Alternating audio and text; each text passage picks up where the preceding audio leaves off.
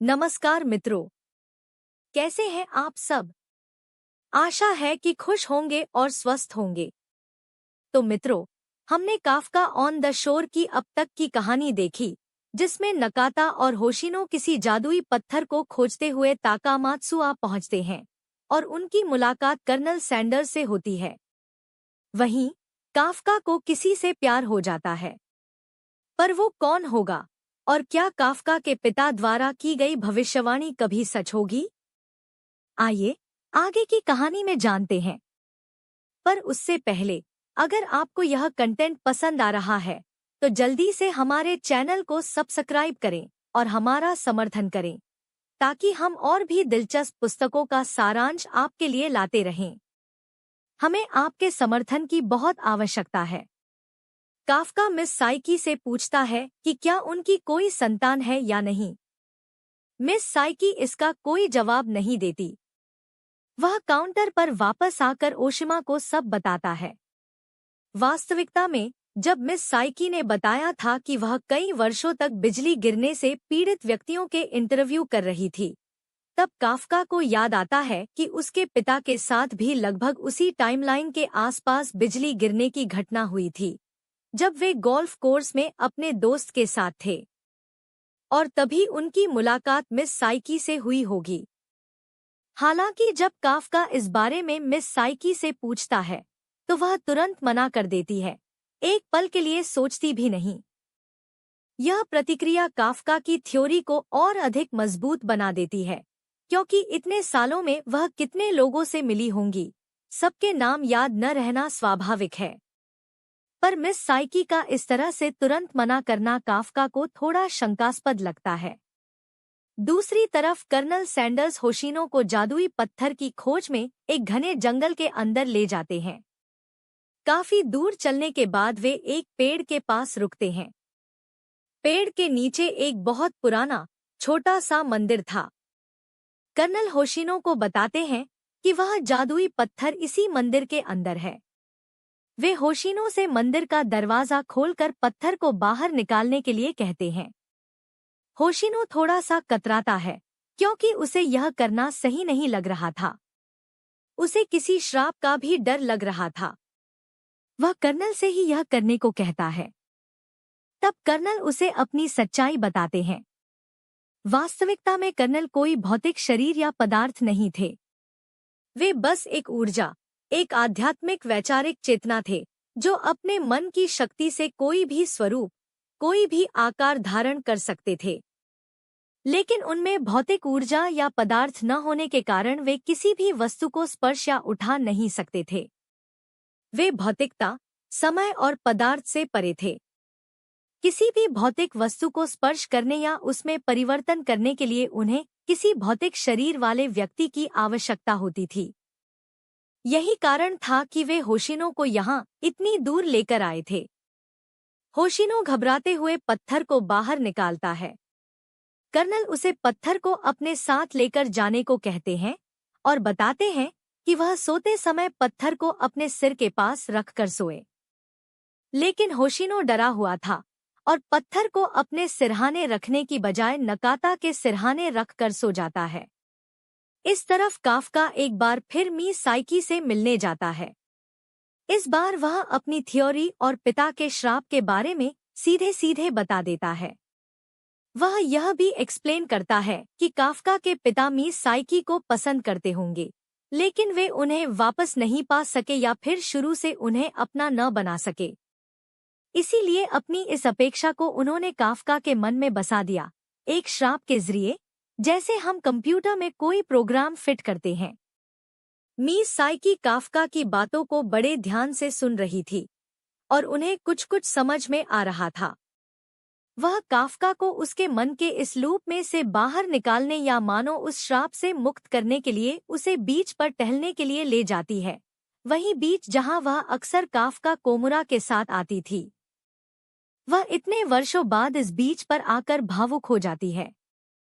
वापस जाकर काफका उन्हें सांत्वना देता है और भावनाओं में बहकर दोनों के बीच प्रेम हो जाता है।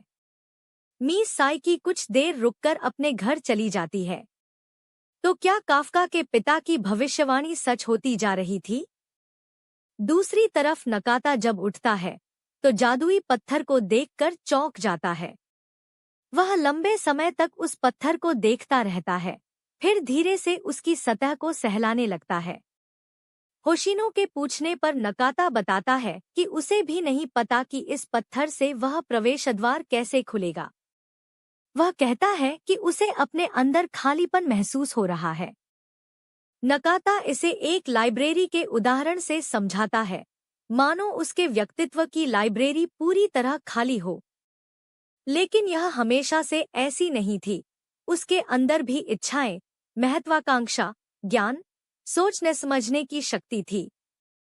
वह भी अपने भाइयों की तरह एक नॉर्मल बच्चा था। लेकिन उस प्रवेशद्वार में जाकर वापस आने के बाद उसने सब कुछ खो दिया था। उसके अंदर की लाइब्रेरी में एक भी किताब नहीं बची थी। नकाता की आधी परछाई भी उस दुनिया में छूट गई थी, शायद इसलिए उसकी परछाई दूसरों से कम गहरी और कम काली थी। नकाता यहाँ राइस बॉल हिल की घटना के बारे में बता रहा था, जिसके बाद उसका जीवन पूरी तरह बदल गया। लेकिन उसे कुछ अद्भुत शक्तियां भी मिली, जैसे बिल्लियों से बात करने की और आकाश से विभिन्न वस्तुओं की बारिश करवाने की। दोस्तों, आपको वह मछलियों और लीच की बारिश तो याद होगी ही ना? लेकिन अब नकाता अपनी उस परछाई रूपी ऊर्जा को वापस पाना चाहता है। वह फिर से एक नॉर्मल जीवन जीना चाहता है। दोस्तों, इस कहानी में शायद परछाई का अर्थ ऊर्जा हो सकता है, आत्मिक ऊर्जा, जिसे हम आम भाषा में ऑरा भी कहते हैं। नकाता होशिनो को बताता है कि प्रवेशद्वार कोई निश्चित स्थान या जगह नहीं है, और इसके जैसे कई प्रवेशद्वार इस दुनिया में मौजूद हैं। नकाता एक बार फिर अपनी शक्तियों का इस्तेमाल करता है। पूरे शहर में काले बादल छा जाते हैं, कड़कती बिजली के साथ तेज बारिश शुरू हो जाती है। नकाता प्रवेशद्वार खोलने की कोशिश करने लगता है। अचानक जादुई पत्थर चमकने लगता है। नकाता होशिनो को पत्थर पलटने को कहता है, लेकिन पत्थर बहुत भारी हो चुका था। होशिनो बड़ी मुश्किल से पत्थर को पलटता है और अब प्रवेशद्वार खुल चुका था। इस तरफ सुबह काफका जिम से वापस आकर अपने डेली रूटीन में लग जाता है। तभी ओशिमा का कॉल आता है और काफका को अपना सामान पैक करके रेडी रहने को कहता है। वह अपनी कार में उसे तुरंत बैठाकर वापस उसी जंगल में ले जाने लगता है। दरअसल कल रात को ओशिमा के पास फिर से पुलिस वाले पूछताछ करने के लिए आए थे। अब यह केस लोकल पुलिस से सेंट्रल पुलिस के पास जा चुका था। नकाता ने जिस पुलिस वाले के पास अपना गुनाह कबूल किया था, उसने अपने सीनियर को सब बता दिया था। जिस वक्त नकाता ने जॉनी वॉकर की हत्या का गुनाह कबूल किया था, ठीक उसी वक्त काफका के पिता की भी हत्या हुई थी। इसीलिए काफका के पिता की हत्या में अब पुलिस नकाता, होशिनो और काफका तीनों को प्राइम सस्पेक्ट मान रही थी। होशिनो को पुलिस ने नकाता के साथ सीसीटीवी में देखा था।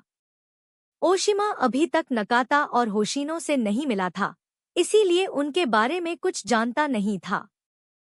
सिर्फ इतना पता था कि काफका के अलावा एक वृद्ध व्यक्ति और एक यंग ड्राइवर को पुलिस ढूंढ रही है। काफका ओशिमा को बताता है कि वो किसी वृद्ध व्यक्ति को नहीं जानता और उसने अपने पिता की हत्या नहीं करवाई है। ओशिमा को काफका पर पूरा विश्वास था, इसीलिए वह काफका को कुछ दिनों तक जंगल में ही रहने के लिए कहता है। इन सारी तकलीफों के लिए काफका ओशिमा से माफी मांगता है। ओशिमा काफका को बताता है कि उसे काफका और मिस साइकी के बीच जो भी हुआ उसके बारे में पता है, पर वह चाहता है कि काफका मिस साइकी से ज्यादा अटैच न हो। वह बस अब थोड़े ही समय की मेहमान है। ओशिमा काफका को जंगल वाले घर में छोड़कर चला जाता है। लेकिन ओशिमा ने ऐसा क्यों कहा कि मिस साइकी कुछ ही दिनों की मेहमान है? क्या वो भी कहीं जाने वाली है, या फिर कुछ और बात है? और नकाता के द्वारा प्रवेशद्वार खोलने से अब क्या होगा? आगे की कहानी जानने के लिए हमारे साथ बने रहें। और हाँ, अगर आपको यह कहानी पसंद आ रही हो तो हमारे चैनल को सब्सक्राइब करके हमें समर्थन करें, वीडियो को लाइक करें और शेयर करें। मैं आपकी दोस्त एरा आपको अगले भाग में मिलूंगी। तब तक आप खुश रहिए, स्वस्थ रहिए। नमस्कार।